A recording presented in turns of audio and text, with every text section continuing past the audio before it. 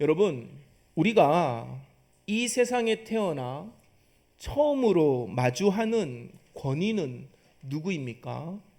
우리가 이 세상에 태어나서 처음으로 마주하는 권위, 바로 부모님입니다. 우리는 이 부모라는 존재를 통해서 나라는 존재를 확인하고요. 그리고 부모라는 그 존재를 통해서 세상을 배워 나갑니다. 언제까지요? 우리가 미성년자라고 하는 딱지를 뗄 때까지. 그렇게 우리는 한 가정 속에서 부모라고 하는 렌즈를 통하여 세상을 배우게 되는 것이에요. 뿐만 아니라 성경은 그렇기 때문에 하나님과 우리 사이를 부모와 자식의 관계 속에서 자주 설명하십니다. 예수님은 아예 대놓고 얘기했죠. 그분은 우리의 아빠다. 우리는 누군가의 자녀로 태어났습니다. 그리고 이 땅에서 시간이 흘러서 자연스럽게 부모가 되고 사회의 어른이 되었을지 몰라도 여러분 잊지 마십시오. 우리가 어른이 되고 혹은 우리가 누군가의 부모가 되었다 할지라도 우리는 여전히 하나님 앞에서 자녀라고 하는 이름을 가지고 살아갑니다.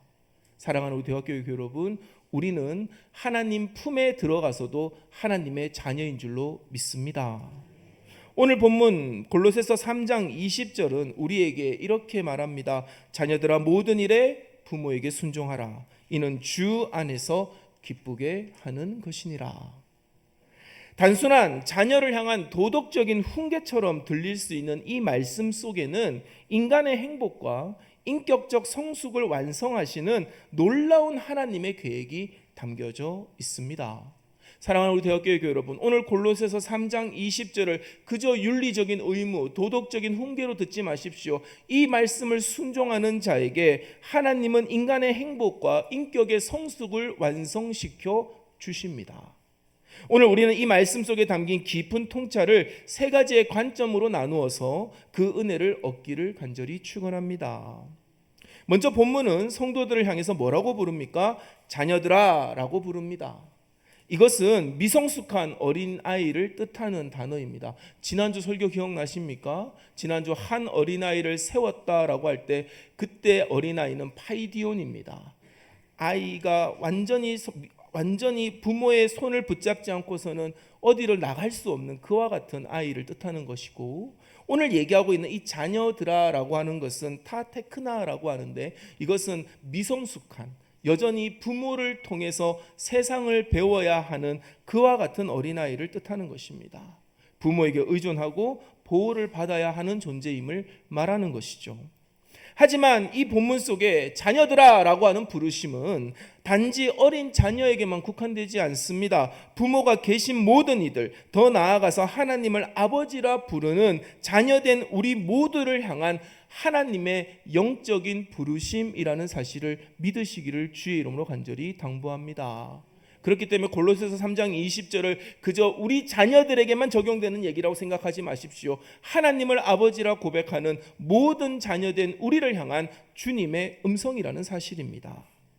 그렇게 여러분, 우리는 중요한 사실을 깨달아야만 합니다. 우리는 하나님 앞에서 영원히 배워야 할 자녀들입니다. 여러분, 우리는 하나님 앞에서 영원히 배움을 받아야 할 자녀들이라는 사실이에요. 유아 심리학에서는 만 5세 이전에 인성의 80%가 형성이 된다고 합니다. 만 5세 이전에 그 부모의 교육을 통해서 그 아이의 인성의 80%가 형성된대요. 이 시기에 어떤 교육을 받고 어떤 마음가짐을 배우느냐가 그 사람의 평생을 결정짓는다라는 것입니다. 이때 아이들은 부모의 그 훈육 속에서 세상은 내 마음대로 되지 않는다는 사실을 깨닫고요. 또 그 아이들은 부모의 훈육 가운데서 나보다 더 높은 권위가 존재한다는 사실을 배워야만 하는 것이에요. 만 5세 이전에 세상은 내 마음대로 되지 않는구나, 그리고 나보다 더 높은 권위가 있구나라는 것을 배워야만 한다는 것이에요.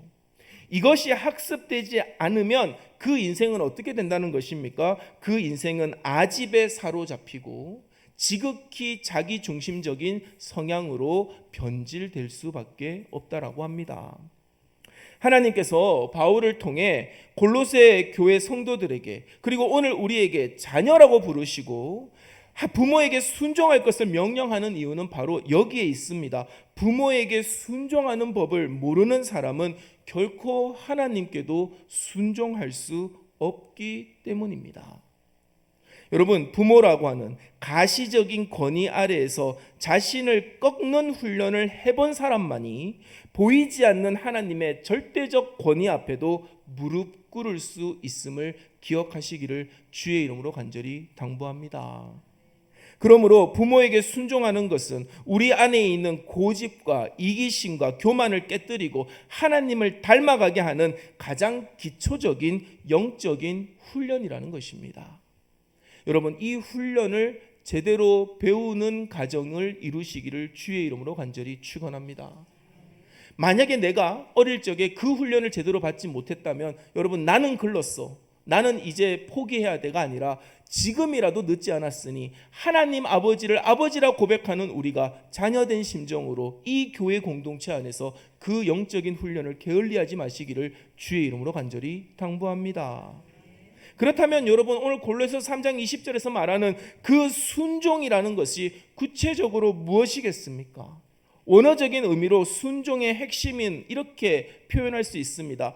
아래에서 듣는 것입니다. 여러분, 순종을 헬라어 원문 그대로 풀어서 얘기하면은 아래에서 듣는다라는 것입니다. 우리가 부모님과 갈등하는 이유가, 가장 큰 이유가 무엇입니까? 여러분, 부모님을 모시고 사시는 우리 자녀된 여러분들에게 한번 물어보겠습니다. 대답은 하지 마세요. 속으로만 대답하세요. 부모님과 갈등하는 가장 큰 이유가 무엇이죠? 여러 가지들이 있을 것입니다. 그런데 그 모든 것은 하나의 어떤 원리 속에서 해석될 수 있습니다. 부모님의 말씀보다 내 판단이 이제 위에 있기 때문에 그런 것이에요. 이전에는 부모님이 하는 게 다 맞다고 생각했어요. 이전에는 부모님이 하는 것이 다 옳다고 생각했습니다. 그런데 이제 나도 사회물을 좀 먹고, 나도 세상을 좀 겪어보고, 나도 자녀들을 낳아서 부모가 되어보니 여러분, 그 부모의 모습이, 부모의 어떤 판단이 100% 맞지 않다라는 것을 알게 되는 것이죠. 그때부터 우리는요, 노년의 부모님들과 갈등하기 시작합니다. 보통 이런 말들로 상처를 주죠. 요즘 시대가 어느 때인데 그런 말씀하세요. 엄마는 몰라도 너무 몰라.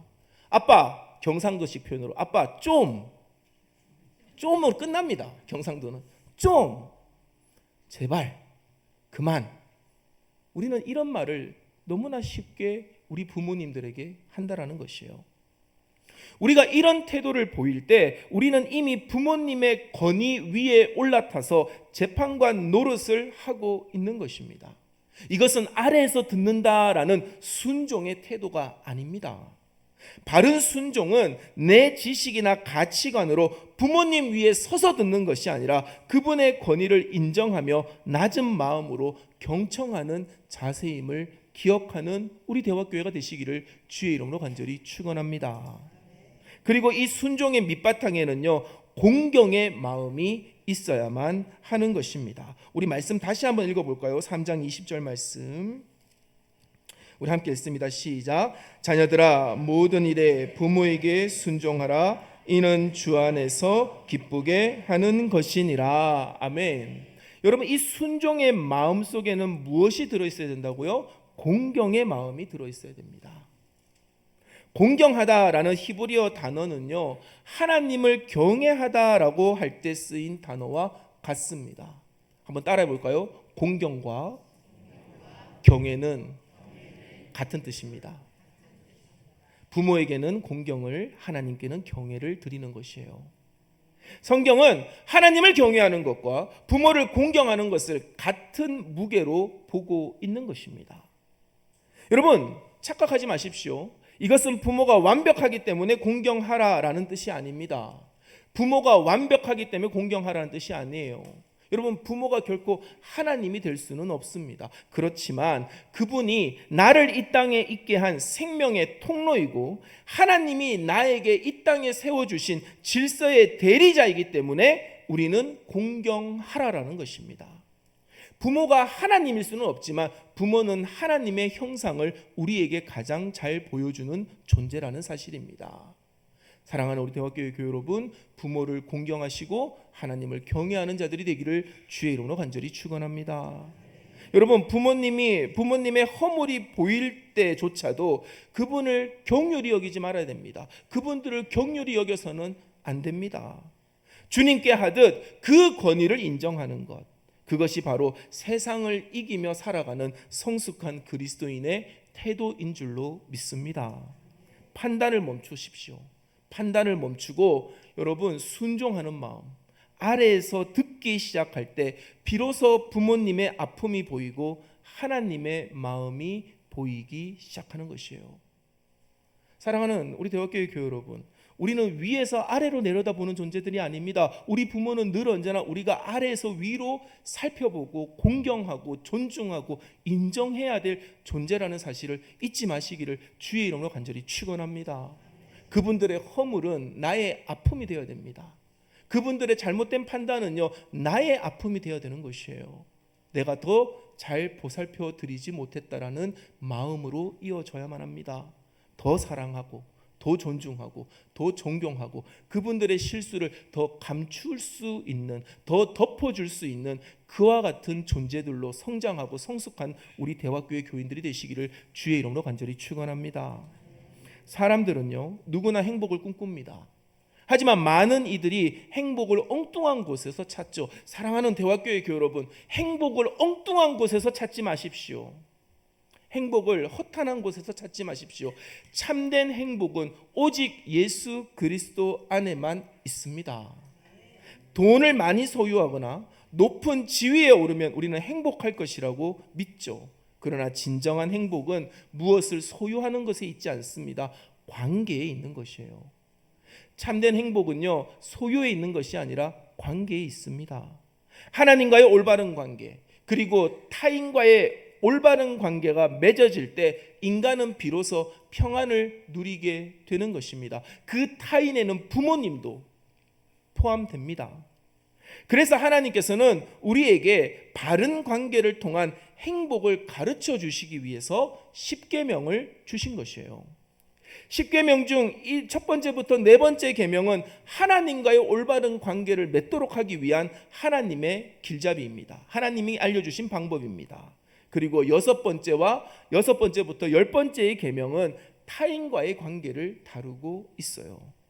여러분, 그 정중앙에 놓여 있는 계명이 제5계명인데 그것이 바로 내 부모를 공경하라라는 것입니다.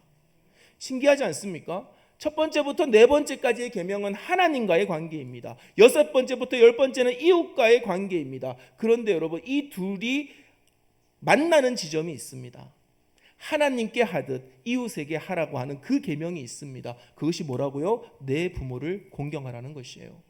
그렇기 때문에 부모는 어떤 존재입니까? 하나님처럼 여겨질 수도 있고 내 이웃과처럼, 내 곁에 있는 사람들처럼 여겨질 수도 있는 것이에요. 그때 하나님은 뭐라고 얘기합니까? 공경하라라고 명령하고 계십니다. 이것은 곧 부모 공경이 하나님을 향한 신앙과 세상을 향한 올바른 실천을 이어주는 징검다리임을 뜻하는 것이에요.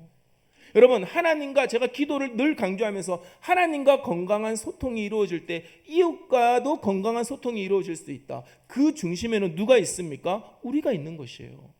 우리가 하나님과 기도하며 건강한 소통을 이루어질 때 여러분, 우리는 그 건강한 마음으로 다른 이들과 더불어 여러분 건강한 소통을 이룰 수 있습니다. 그것이 바로 그리스도인입니다. 그리스도인은 하늘과 땅을 잇는 존재입니다. 여러분, 부모는 어떤 존재입니까? 하나님과 이웃의 올바른 관계를 이어주는 징검다리와 같다라는 것이에요. 자녀들 키워보셔서 알지 않습니까? 여러분, 여러 자녀들의 케이스를 보면서 알지 않습니까? 가정교육이 제대로 되지 않았을 때 여러분, 그들이 세상과 얼마나 반목하고 불화하며 사는지를 여러분들 많이 보시지 않으셨습니까? 이것이에요. 다시 한번 여러분 말씀을 다시 살펴봅시다. 출애굽기 20장 12절 말씀 다시 한번 읽어봅니다. 시작. 내 부모를 공경하라. 그리하면 내 하나님 여호와가 내게 준 땅에서 내 생명이 길리라. 아멘. 하나님과의 관계가 바른 사람은 반드시 부모를 공경하게 되어 있습니다. 그리고 부모를 진심으로 공경하는 사람은 이웃을 해치거나 탐하지 않습니다. 출애굽기 20장 12절에서 읽은 이 말씀, 여러분 10계명의 다른 계명은요, 무엇을 해라, 무엇을 하지 말라라는 명령으로 끝납니다. 하지만 제5계명은 유일하게 약속이 붙어 있습니다. 여러분 1에서 4계명, 6에서 10계명은요, 무엇을 해라, 무엇을 하지 말라라고 하는 그와 같은 명령의 끝으로, 명령문으로 끝나지만, 여러분 오늘 우리가 읽은 이 20장 12절 제5계명은 네가 이렇게 하면 이런 복이 있을 것이다라고 분명히 말하고 있습니다. 사도 바울은요, 이를 두고 약속이 있는 첫 계명이라고 말했어요. 우리가 교동문에서 읽었던 그 내용입니다. 에베소서 6장 2절에서 이 5계명을 두고 약속이 있는 첫 계명이라고 불렀습니다. 하나님은 부모 공경의 계명을 얼마나 중요하게 여기시는지를 보여주고 있는 것입니다. 사랑하는 우리 대화교회 교회 여러분, 육신의 부모를 온전히 공경함으로 말미암아 여러분들이 물질의 풍요함을 누리고 여러분들이 이 땅에서 그 풍요함을 장수하며 온전히 누리게 되시기를 주의 이름으로 간절히 축원합니다.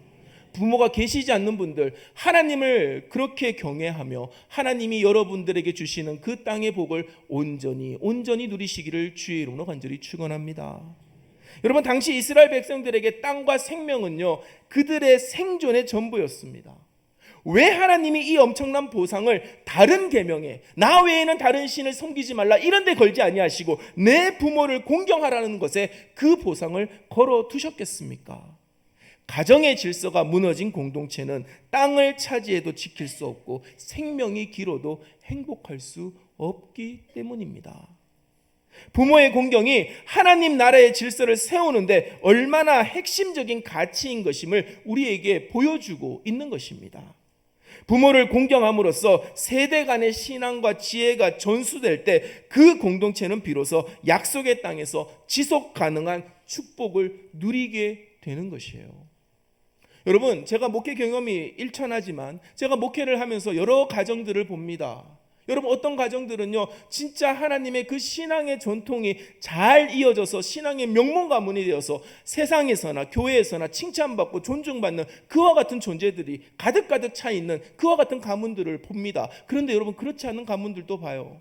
분명 조상의 세대, 할아버지 세대, 아버지의 세대는 정말로 하나님의 은혜 가운데서 존경받고 존중받고 세상의 물질적인 풍요를 다 누렸지만 그 자녀들의 신앙이 무너지기 시작하면서 그나마 있던 그 물질마저도 산산조각 흩어지는 것을 자주 경험했습니다. 사랑하는 대화교회 여러분, 신앙이 없다, 하나님이 주시는 말씀의 지혜가 없다, 여러분 물질이 있어도 그 물질은 우리에게 복이 되지 아니하고 형제와 반목의 불씨가 되며 우리를 황폐하게 만드는 결정적인 원인이 된다는 사실을 기억하시기를 주의 이름으로 간절히 당부합니다. 그렇기 때문에 신앙이 중요한 것이에요. 그렇기 때문에 믿는 가정들이 중요한 것입니다. 목사님, 저는 믿음의 첫 세대인데요, 걱정하지 마세요. 지금부터 하나님의 은혜가 그 가정과 가문을 통해서 이어지게 될 줄로 믿습니다. 여러분, 동시에 하나님께서 이 5계명에 이 놀라운 복을 걸어두신 것은 우리에게 조금은 슬프게 다가옵니다. 왜 그렇습니까? 우리 인간의 본성이 부모를 공경하는 것을 얼마나 어려워하는지를 역설적으로 보여주는 것이에요. 좀 더 쉽게 말할까요? 오죽하면 하나님이 얼마나 인간들이 부모를 공경하지 않으면 이렇게까지 보상을 걸어가시면서까지 이것을 강조하셨을까요? 사랑하는 우리 대화교회 여러분, 우리는 보상을 바라고 부모를 공경하는 것이 아니라 하나님을 경외하듯 부모를 공경함으로 하나님이 주시는 그 놀라운 복을 누리게 되시기를 주의 이름으로 간절히 축원합니다. 말씀을 맺습니다. 여러분, 그리스도인은요, 자신의 고집으로 사는 사람들이 아닙니다. 하나님의 말씀 앞에 자신을 꺾고요, 하나님을 닮아가는 사람들입니다. 여러분, 교회 안에서는 말씀에 순종하고 말씀에 고개를 숙이면서 정작 나의 부모에게는 고개를 쳐들고 그 위에서 군림하려고 한다? 여러분, 그것은 그리스도인 아닙니다. 그것은 예수 믿는 사람이 아닙니다. 그저 교회를 다니는 사람일 뿐입니다. 그저 복받기만을 원하는 사람이고 이기적이고 탐욕적인 사람입니다. 부모를 이용해서 자신의 배를 채우려는 사람입니다. 여러분, 하나님은 그런 자를 벌하십니다. 저는 분명히 여러분들에게 선포합니다. 우리는 하나님을 경외하듯 우리의 부모를 공경해야 될 줄로 믿습니다. 이것은 하나님의 분명한 명령입니다. 우리는 아래에서 하나님을 온전히 바라보며 예배드리듯 우리는 우리의 부모의 발치에 앉아서 우리의 부모의 존재를 인정하고 높여주고 그분의 존귀와 그분의 존엄을 지켜줘야 할 사명이 있는 것이에요. 여러분, 부모님께 순종하고 공경하라는 이 말씀은 단순히 도덕적이고 윤리적인 교훈이 아닙니다. 우리를 지으신 하나님의 창조 질서에 순응하는 것이고 보이지 않는 하나님을 경외하는 마음을 보이는 부모님을 통해서 훈련하는 과정입니다. 이 과정을 온전히 보여주신 분이 계시죠. 바로 우리 주 예수 그리스도이십니다. 예수 그리스도는 하나님 아버지께 죽기까지 자기를 쳐서 복종하셨을 뿐만 아니라 십자가의 극심한 고통 중에서도 그 숨이 넘어가는 순간 가운데서도 육신의 어머니인 마리아를 사랑하는 제자 요한에게 부탁하며 끝까지 어머니를 향한 부모를 향한 공경의 도를 다하셨습니다. 여러분, 세상은 나를 드러내고 내 주장을 앞세우라고 가르치지만 우리 그리스도인들은 말씀 앞에 나를 낮추고 말씀에 순종하고 하나님을 높이고 부모를 높여야 됩니다. 그것이 부모님을 위한 일인 동시에 우리의 영혼이 하나님 앞에 바로 서는 길이기 때문입니다. 하나님과의 관계가 회복되면 부모님과의 관계가 회복됩니다. 그때 우리의 삶의 터전이 복되고 우리의 영혼이 강건하여지는 은혜가 임하게 됨을 믿습니다. 그러니 오늘 말씀 앞에 부모의 공경과 하나님의 경외를 결단합시다. 제가 오늘 이 설교를 준비하면서요, 오늘 새벽에 특별히 기도했습니다. 주님, 여전히 부모에 대한 상처 때문에 하나님을 온전히 바라보지 못하는 영혼들이 있다면 오늘 주님께서 그 마음들을 어루만져 주시고 하나님을 온전히 경외하는 마음으로 부모에게 다시금 손을 내미는 자녀들이 되게 하여 주시옵소서. 저는 그렇게 기도했어요. 여러분, 부모들은 하나님이 아닙니다. 하지만 그분들은 우리에게 생명을 주셨고 이 세상의 질서를 가르쳐준 분들입니다. 내 뜻대로 되지 않고 내 눈에 내 판단에 조금 부족해 보일지 몰라도 그분들의 존재를 하나님처럼 여기며 그분들을 인정해 줄 수 있는 우리 대화교회 교우들이 되시기를 간절히 소망합니다.